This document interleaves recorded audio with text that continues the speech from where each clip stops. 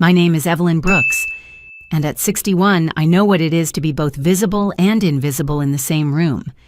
Tonight, I stand at the edge of my son's wedding reception, a country club ballroom washed in light, holding a champagne flute I don't remember accepting. The black dress I'm wearing is the one I wore to my husband's funeral. Mark is laughing on the dance floor with his new bride, Vanessa. He glances my way and gives a quick, practiced smile I used to hear as, "I love you, Mom." Lately it sounds more like, "Please don't make this complicated." I raise the glass as if to toast him, and the bubbles burn the back of my throat. "Mrs. One Brooks, are you enjoying yourself?" Vanessa's mother drifts past in perfume and diamonds. She doesn't wait for an answer. A small doubt tightens behind my ribs. 3 months of short calls and rescheduled visits, Vanessa's soft lectures about boundaries have trained me to swallow questions. I do it again now. The DJ taps the microphone. "Ladies and gentlemen, the couple has a surprise." The chandeliers dim. Mark squeezes Vanessa's hand and they face the room, both radiant with the easy confidence of people who believe applause belongs to them. A screen lowers. The first frame lands like a coin in a quiet fountain, a white porch, blue shutters, a maple leaning toward the street like an old friend. I know that porch. I painted those shutters last summer. The title curls across the bottom in cursive, "Our First Home."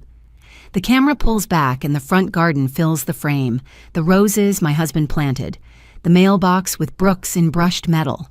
Mark and Vanessa step into the shot holding shiny keys, grinning into sunlight I recognize from 100 mornings.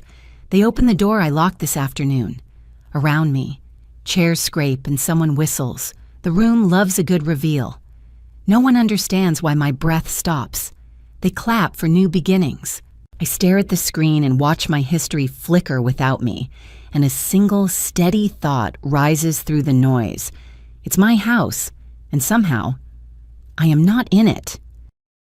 The applause still rang in my ears long after the video ended.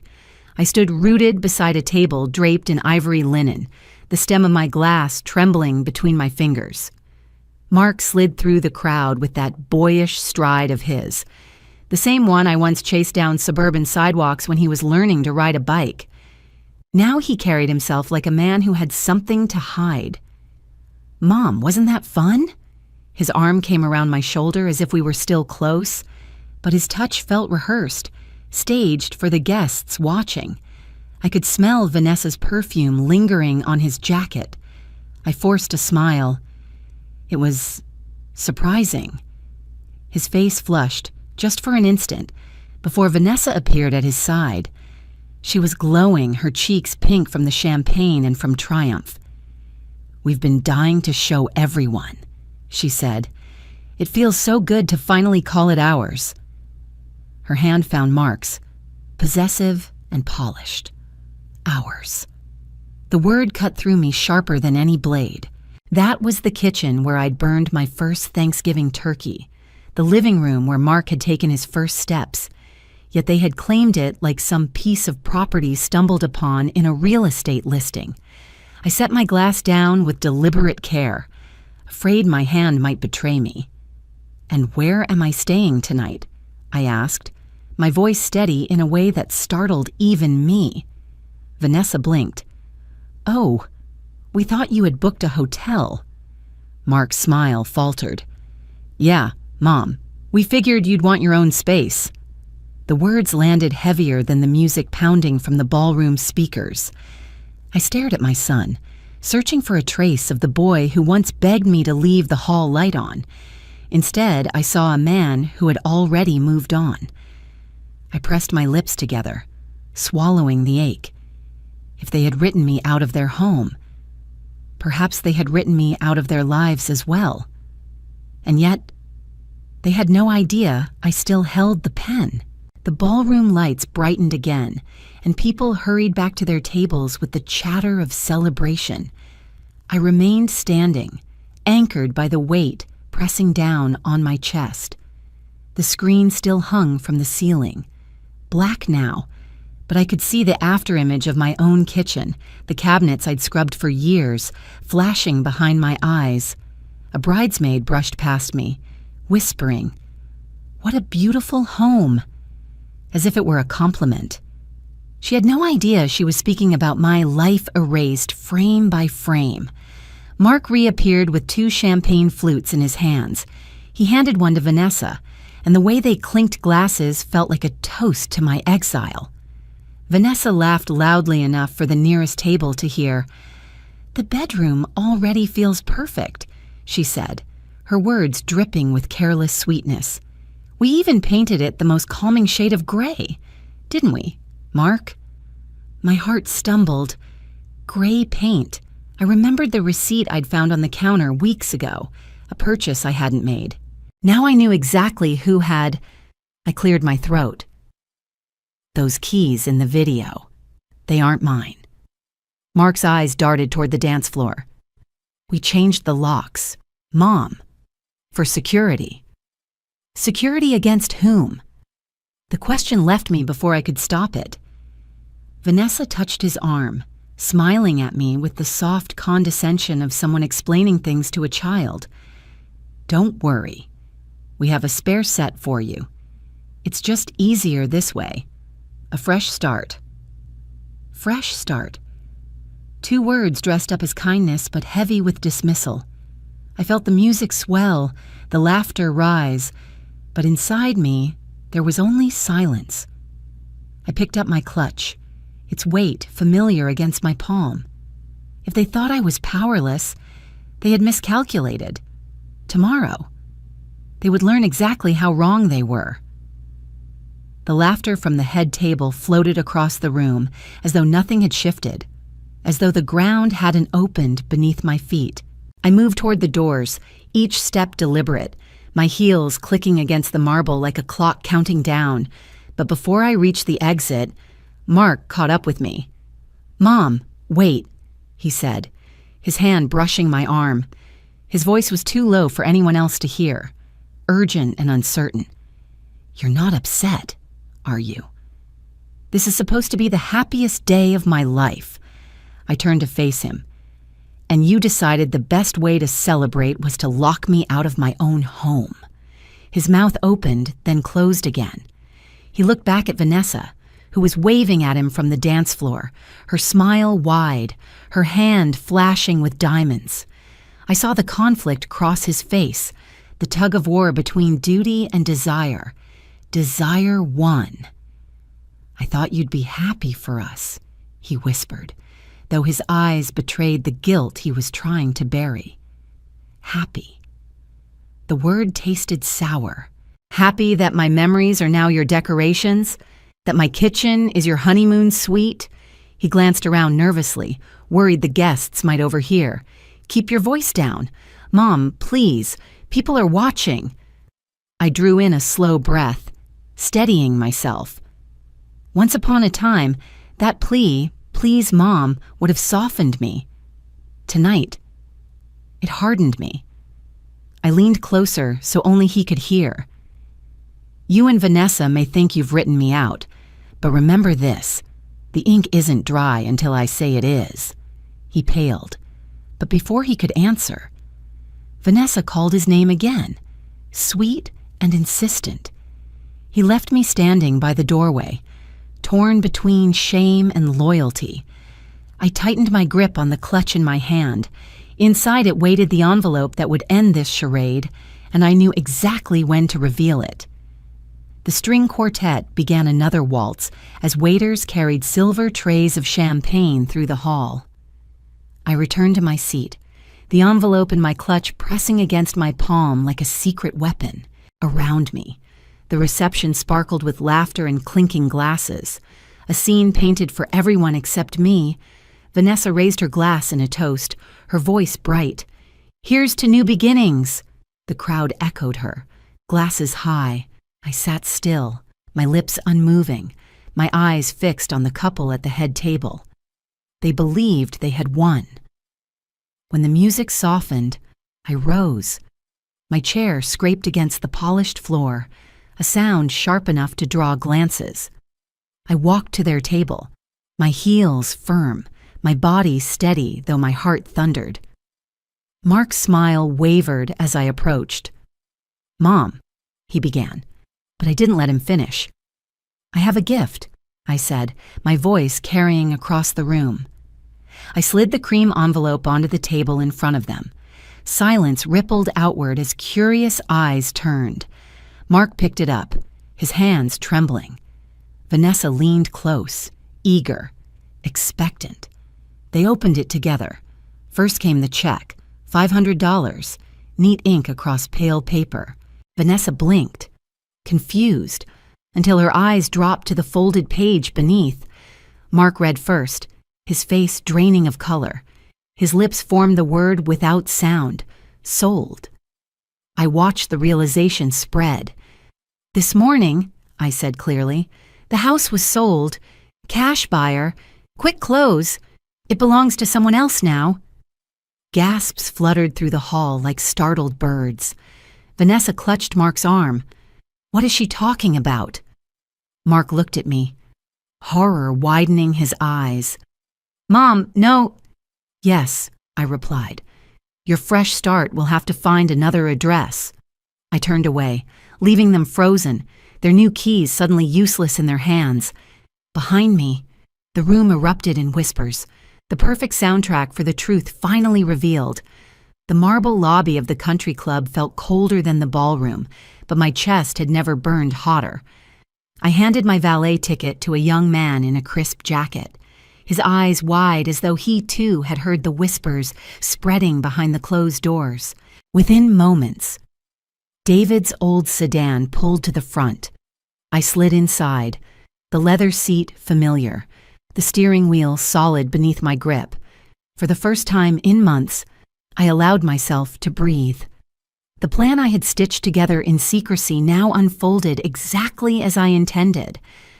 I had listed the house 6 weeks earlier through Richard Doyle, my husband's friend and attorney, who handled every detail without question.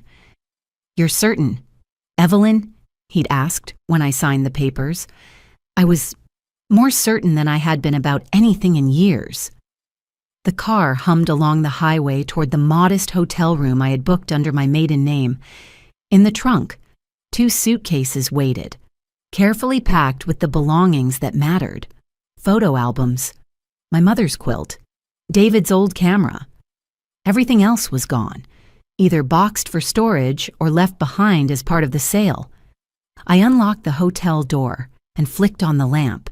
The room smelled faintly of disinfectant, sterile and anonymous, exactly what I needed. I sat on the edge of the bed, pulled out my phone, and opened the flight confirmation tucked in my email. Tomorrow morning, I would be on a plane to Florence. By nightfall, I'd stand in front of a stone farmhouse nestled among Tuscan hills.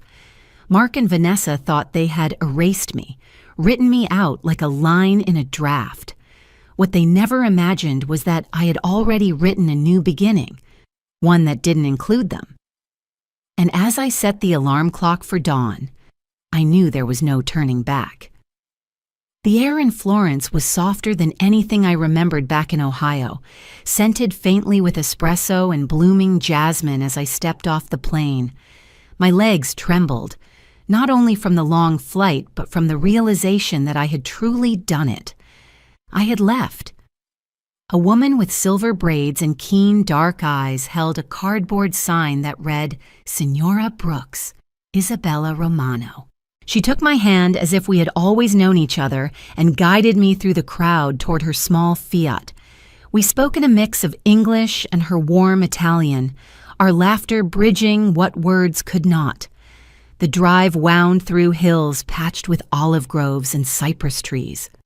When the farmhouse appeared, I felt as though I'd stepped into a painting, stone walls the color of honey, sage-green shutters thrown open to the breeze, a view of rolling fields that seemed endless. Inside, the rooms glowed with late afternoon light. The kitchen smelled of fresh bread and wine. Isabella had stocked the shelves herself. "Casa Nuova," she said softly, placing the keys in my palm. "Your new home." I set my suitcase on the cool tile floor and let the weight fall from my shoulders. For years, every corner of my life had been measured by someone else's needs. Here, there was only silence, and for once, the silence did not frighten me. That evening, I stood on the terrace with a glass of Chianti, watching the sun sink into gold across the hills. My phone buzzed with a dozen messages, Mark's name flashing again and again, but I turned it face down. Let him rage.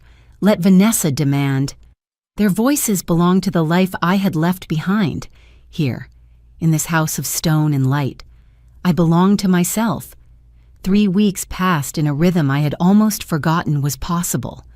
Mornings began with coffee on the terrace, afternoons with halting Italian lessons at the market, evenings with the steady scratch of a paintbrush across canvas.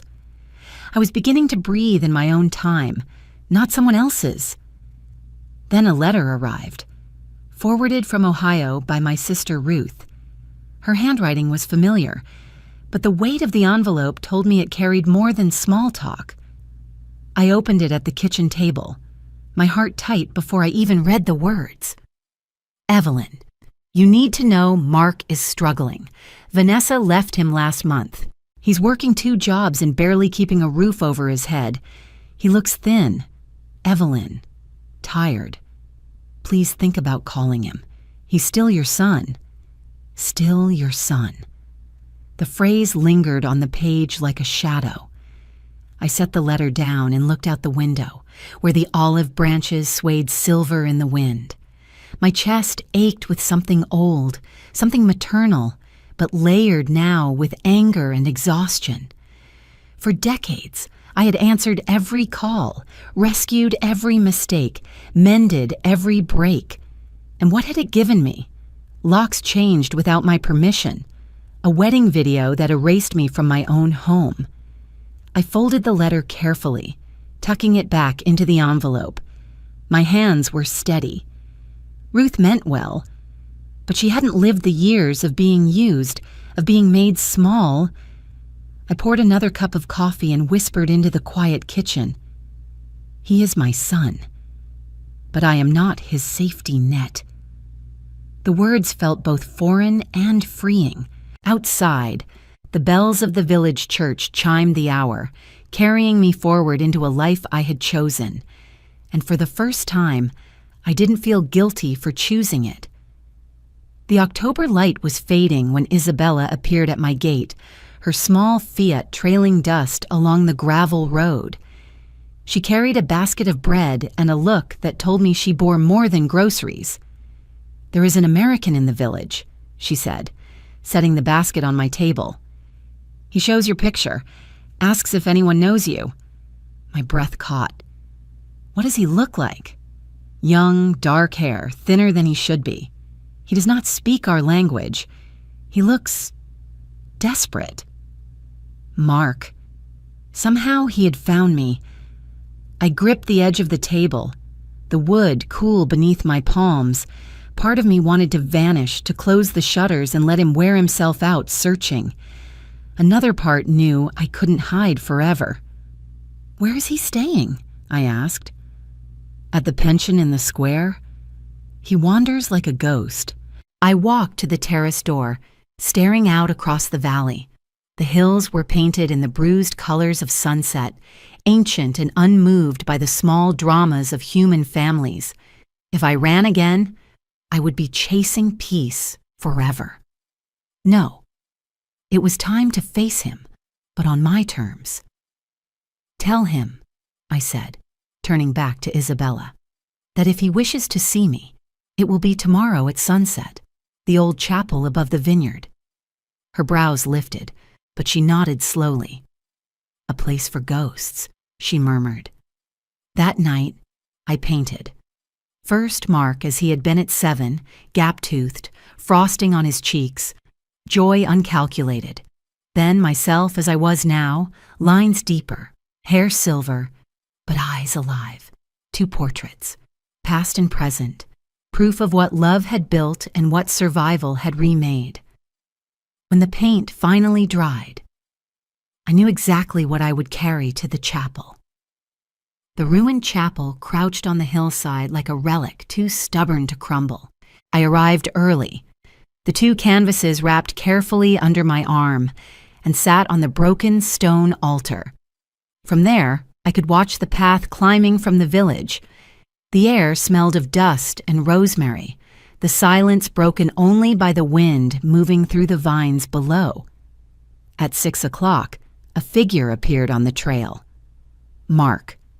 Even from a distance, I saw how the months had hollowed him out, his shoulders slumped, his hair unkempt, his suit jacket hanging loose. When he stepped into the chapel, his eyes found me, and for a moment they shone with something close to relief. "Mom," he whispered. I did not answer. I gestured for him to sit on the fallen pillar a few feet away. He obeyed, like a penitent before confession. He began haltingly. "I was wrong about the house, the locks, all of it. We told ourselves we were protecting you, but really we were protecting our own comfort." His voice cracked. "Vanessa left because I couldn't give her the life she wanted. She said I was nothing without you." I unwrapped the canvases and set them against the wall. One of him as a child, grinning with cake smeared on his face. The other of me now. Silver hair, clear eyes. "This is who you were when love was enough," I said softly. "And this is who I am now, free." Tears streaked his face. "Please, I'm trying to change." "Then change," I replied. "But don't expect me to witness it. I won't be your safety net anymore." He bent forward, sobbing quietly, the sound raw in the ancient space. I rose, gathered my paintings, and walked toward the archway. His voice followed, breaking on my name. "Mom." I turned once. "My name is Evelyn." Then I left him in the ruins, carrying only myself into the twilight. The road back to the farmhouse wound through the olive groves, silver leaves whispering in the evening breeze. Isabella waited by my gate, her eyes searching my face. She didn't ask what had happened. She didn't need to. She saw it in the steadiness of my step, the calm that had settled in my chest. "E finito?" she asked softly. "Is it finished?" "Yes," I said. "It's finished." Inside, I placed the 2 paintings on the mantel, Mark as a boy, Evelyn as a woman reborn. They stood side by side, a reminder of love given freely and love reclaimed. For a long time, I simply looked at them, breathing in the silence of a house that belonged entirely to me. The days that followed unfurled gently, like pages of a book I had finally chosen for myself. I walked to the market each morning, greeting vendors in my broken Italian. I joined a circle of women who taught me how to roll pasta by hand, our laughter echoing through the kitchen. In the afternoons, I painted the changing light on the hills, strokes of gold and violet across canvas. Evenings belonged to wine and conversation, or sometimes only to solitude, and for the first time, solitude felt like peace. Mark no longer haunted my phone or my dreams. I had given him a chance to face me, and I had given myself permission to walk away. He was 34, an adult with choices to make. I was no longer the answer to those choices. One evening, standing on the terrace, I lifted my glass to the horizon. The Tuscan sky glowed with the last light of day, soft and endless. "To freedom," I whispered. The words carried on the wind, and for the first time in my life, I belonged wholly to myself. Thank you for watching. If you enjoy these family drama and revenge stories, please subscribe and join me for more every day.